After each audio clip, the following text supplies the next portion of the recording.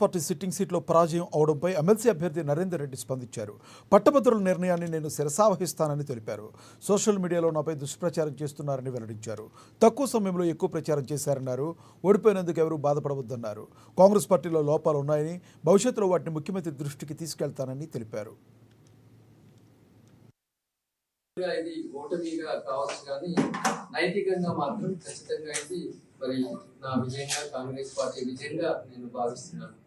ఎందుకంటే నిన్న నైట్ చూస్తున్నాను, కొన్ని వందల కొద్ది వీడియోలు, వందల కొద్ది మెసేజ్లు, కొన్ని వేల కొద్ది వాళ్ళు చెప్తున్నారు, సార్ నో ప్రాబ్లం సార్, మేము అందరం ఉన్నాం స్వచ్ఛందంగా, టెక్నికల్ నేను కూడా ఇలా తప్పు చేశాను సార్, 0-2 మీకే వేయాలనుకున్నాను కానీ మీ పక్కన 0-2 వేసి వచ్చాను అని చెప్పేసి వాళ్ళందరూ కూడా మరి ఎంతో మరి ఆందోళనలో వాళ్ళు ఆ రకంగా ఉన్నారు. ఇవాళ మా పిల్లలు కూడా నైట్ అంతా కూడా అసలు ఏడుస్తూ ఉండడం, ఎందుకంటే వాళ్ళ జీవితంలో నరేంద్ర రెడ్డి సార్ ఎప్పుడు కానీ విజయాన్ని నవ్వులు మాత్రమే చూసిన వాళ్ళు ఇవాళ లక్షల మంది ఈ 4 జిల్లాల్లో ఉన్న అభిమానులు మరి కంటిన్యూస్ కాల్ చేస్తూ వాళ్ళు మెసేజ్ పెడుతున్నారు డిస్టర్బెన్స్ లేకుండా. దీన్ని బట్టి అర్థమవుతుంది మరి ఎంత మద్దతు ఉంది అని చెప్పేసి. కాబట్టి ఇది టెక్నికల్ గా ఫెయిల్యూర్ అయినా కూడా నైతికంగా విజయం నాదే అనే దాన్ని ఫస్ట్ నేను వివరించుకున్నాను.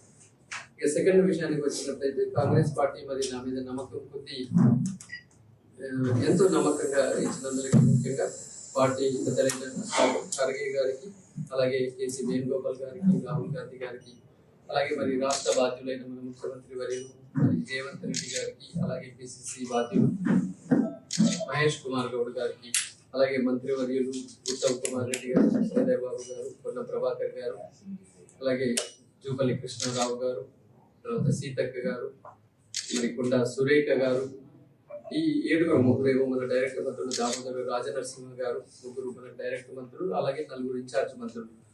సో వీళ్ళు కూడా బాగా వర్క్ చేస్తున్నారు. తర్వాత ఎమ్మెల్యేలు, కార్యకర్తలు అందరూ నాకు ముందుగా టికెట్ ఇచ్చిన పెద్దలకి, సహకరించిన వీరికి, అట్లాగే కాంగ్రెస్ శ్రేణులు, యూత్ కాంగ్రెస్ ఎన్ఎస్యూకి, అలాగే మరి ముఖ్యంగా మాకు మద్దతు పలికిన సిపిఎం ఉంది, సిపిఐ ఉంది, తర్వాత టీజేఎస్ ఉంది, తర్వాత విద్యార్థి సంఘాలు ఏఎస్ఎఫ్ కావచ్చు, యుఎస్ఎఫ్ఐ కావచ్చు, తర్వాత ఎస్ఎఫ్ఐ కావచ్చు, తర్వాత మిగతా టిఎన్ఎస్ఎఫ్, ఎన్టీఎస్ఎఫ్, పలు విద్యార్థి సంఘాలు, అలాగే మరి సంఘాలు, మిగతా టీచర్స్ సంఘాలు కావచ్చు, గవర్నమెంట్ సంఘాలు, కుల సంఘాలు ఎంతో